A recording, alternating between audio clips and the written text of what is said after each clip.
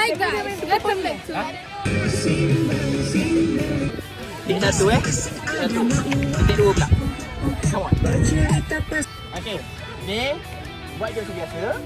Ini kita akan ambil close up. Buat macam biasa. Close up. Sampai senyum. Jadi pelajar-pelajar ni tak boleh nak senyum. Muka dia garang je. Jadi kita belajar dia senyum. Kalau sampai kamera lalu tu senyum lah. Kalau kamera tak senyum. Senyum lah, maintain je lah. Tim apa tu Sakura. Kita bukan kat Jepun ke? Kat Jepun lah. Jadi dia ni berangan-angan berada di Jepun sekarang. Walaupun dekat pada sekolah Malaysia je sebenarnya. Ini